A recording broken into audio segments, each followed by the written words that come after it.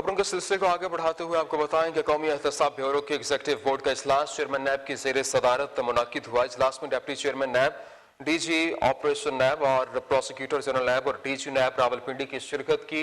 Executive board के इजलास में यहाँ पर मुख्तलिफ इन्वेस्टिगेशन की मंजूरी भी दी गई है। ज़मीर हुसैन ज़मीर की रिपोर्ट देखिए।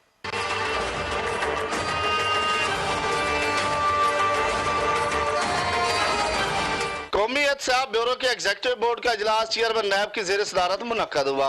इजलास में डिप्टी चेयरमैन नैब, डीजी ऑपरेशन नैब, प्रोसिक्यूटर जनरल नैब और डीजी नैब रावलपिंडी ने शिरकत की।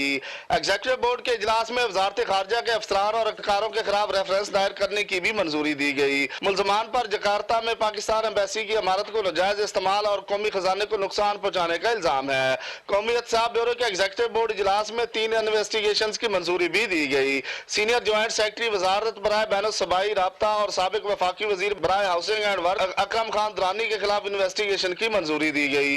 इजलास में फेडरल बोर्ड ऑफ रेवेन्यू के अफसरान और एहलकारों के खिलाफ तहकीकात की भी मंजूरी दी गई। इजलास में आसिफ अली जरदारी के पॉलिटिकल सेक्रेटरी उमर मंजूर, साबिक सेक्रेटरी वर्क्स गिलगित बल्तिस्तान सैयद अख्तर हुसैन रिजवी के खिलाफ शिकायत की जांच पड़ताल की भी मंजूरी दी गई। नैब रावलपिंडी को कानून के मुताबिक मजीद जायजा लेने के बाद रेफरेंस दायर करने की भी हिदायत। चेयरमैन नैब ने इजलास के दौरान कहा, गुज़श्ता 2 सालों में 178 अरब रुपए बदनुमान अनासर से बरामद करवा के कौमी खजाने में जमा करवाए गए। इस वक्त नैब के 1229 रेफरेंस एहतसाब अदालतों में ज़ेर समात है। ज़ेर समात रेफरेंस की मालियत 943 अरब रुपए है। चेयरमैन नैब ने हिदायत की कि इन्वेस्टिगेशन ऑफिसर और प्रोसिक्यूटर ठोस शवाहिद और कानून के मुताबिक रेफरेंस की पैरवी करें। कैमरामैन शुमाइल शाहिद के साथ ज़मीर हुसैन ज़मीर, चैनल 5 इस्लामाबाद।